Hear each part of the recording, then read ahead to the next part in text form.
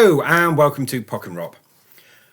A while ago I started a series known as Tracks of My Years, and the very first video I did on that was of George Harrison's solo career. I said in that video that I intended at some point to do a ranking of George Beatle tracks, and this is exactly what this video is going to be. Before I go in and rank the 22 tracks that George composed for the Beatles, I would remind you to subscribe if you've not already done so, to click the thumbs up to like the video and the bell to receive notifications of future content. So let's start with number 22 from Yellow Submarine, Only a Northern Song. Now there was a story that goes that when they were recording stuff in 67, particularly for Sgt. Pepper, if they did something that they generally thought was a little bit below par, they would say, keep that aside for Yellow Sub. That's exactly what they did with Only a Northern Song, and it's my least favourite George song from the Beatle period. At number 21, sticking with 1967, I do not think he had a good year. Blue Jay Way from Magical Mystery Tour. It's a drone. Maybe it's meant to be, but it's not a track I enjoy it at all, Blue Jay Way. Number 20 from 1966 and Revolver, it's Love You Too. The full-on Indian instrumentation, which is not a sound that I particularly enjoy. I can appreciate it at times, and there are times that I appreciate Love You Too. But at the moment, it's not a song I like. Number 20. Number 19, there's a trend here. 1968, early 68, it's The Inner Light. George's first appearance on an actual Beatles single. And it's got the same problem as I've got with Love You Too, although I find the melody of The Inner Light much more enjoyable. Number 18, from Yellow Submarine, It's All Too Much. Some people cite this as being one of the great lost Beatle classics and that it's a stunningly fantastic song, and I disagree. I find it all too much. So I think this was recorded, again, 1967, but it was post Sgt. Pepper. I don't rate the track, and I find the chanting at the end gets on my wick. It's All Too Much would probably be better if it was half the length. And I understand there's a much, much longer version. But number 18, it's all too much. It really is too much for me. Number 17, we're still in 1967 with Within You, Without You. Everything that I've said about The Inner Light and Love You Too, it just pretty much applies here as well. But the songwriting's better. That's the big difference. Within You, Without You at number 17. At number 16... from With the Beatles, his first composership, it's Don't Bother Me. I think Don't Bother Me is a perfectly fine pop song. There's absolutely nothing wrong with it, but there's nothing special about it either. And number 15, from the White Album, Piggies. There's a time when I'd have put Piggies as my second favourite George White Album song, but things have changed in the last 5 years or so. As I've listened to the White Album, I found Piggies, it's in a perfect position on White Album side 2. I just prefer the other 3 tracks. And Piggies is fine. It's a decent song.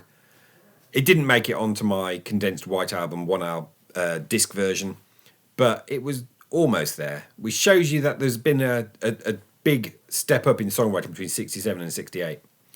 Number 14, from Revolver, I Want to Tell You. I think I Want to Tell You perhaps is just diminished by the quality of the Lennon-McCartney material that is on Revolver wrapping around it, but I like it enough on side 2 of Revolver. Number 13, George's second major write. This was after Don't Bother Me. There was some stuff in between that apparently wasn't good enough.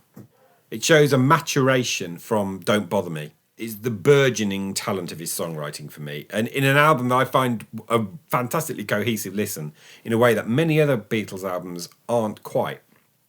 I Need You at number 13. At number 12, from Let It Be, For You Blue. For You Blue is just an enjoyable, fun pop blues track, and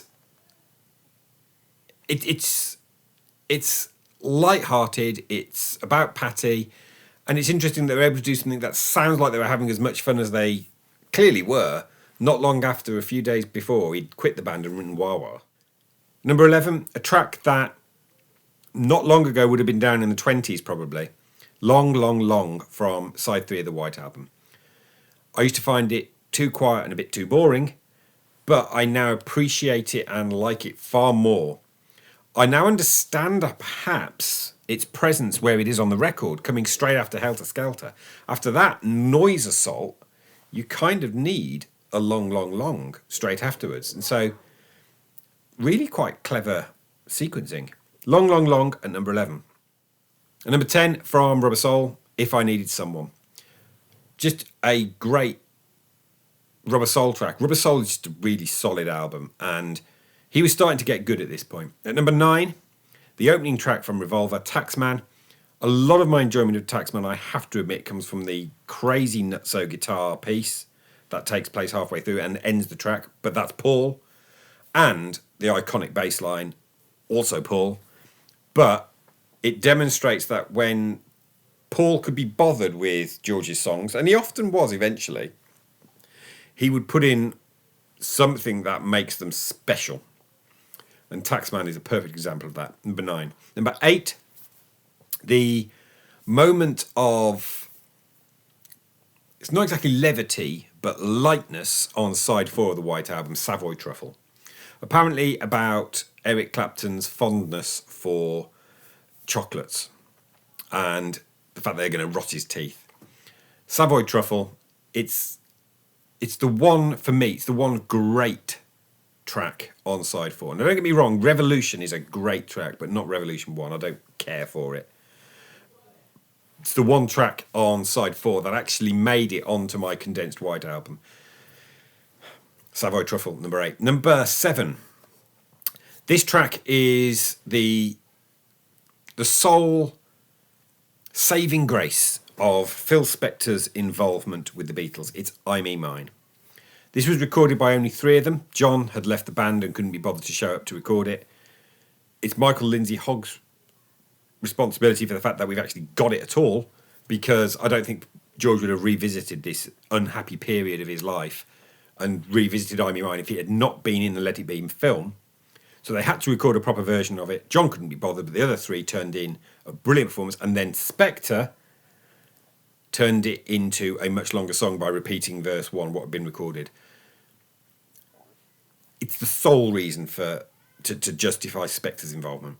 My number 7, I Me Mine. Number 6, from Help, You Like Me Too Much. I think that's an absolutely gorgeous sentiment. It's a great love song. You'll never leave me, and you know it's true, because you like me too much, and I like you. I think that's lovely. Unfortunately, she did leave him eventually, for clappers. But You Like Me Too Much at number 6. And number 5, Old Brown Shoe. Old Brown Shoe is an example, and these are rare in the Beatles catalogue, of B-sides that far outstrip their A-side. Old Brown Shoe was the B-side to Ballad of John and Yoko. I could listen to Old Brown Shoe many, many times before I can be bothered to listen to Ballad of John and Yoko again. Old Brown Shoe is universal. Ballad of John and Yoko ain't. Number 4, from Rubber Soul, Think For Yourself. Now, a lot of my affection on this is because of the bass part, specifically the fuzz bass part that Paul plays on it. But it's also George's greatest contribution to Yellow Submarine, because a tiny snippet of it is used in Yellow Submarine to it's absolutely minute, but it meant that it got a nice remix on the Yellow Submarine song track. And I've always liked Think For Yourself. It's just a really, really good song from 1965. Top 3 then are the 3 George songs that usually get cited in the top 3, but in what order? Well, number 3, the White Album's While My Guitar Gently Weeps. Now, for many people, this is the best song on the White Album, and I don't agree. That's Blackbird.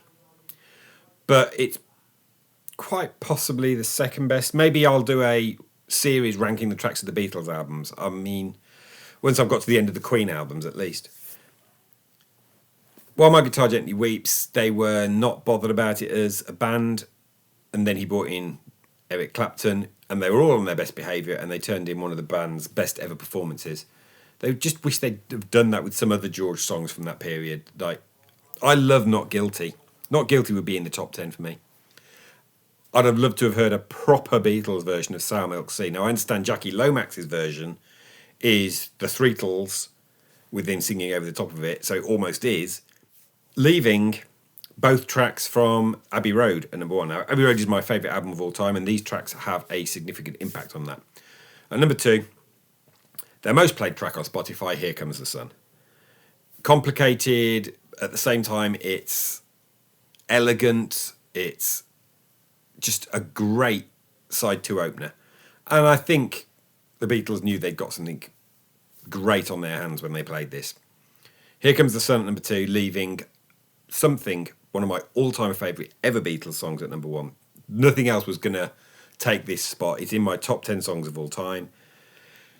And I don't think, personally, that George ever topped something. It was the first time he was given an A-side, although it was a double A-side with Come Together. Both tracks are so good, but Something is the better. And it is the best track off Abbey Road, in my opinion. As a result, it's my number 1. And that concludes my ranking of the 22 George Beatle tracks. If you've enjoyed it, why not leave me a like or a comment down below.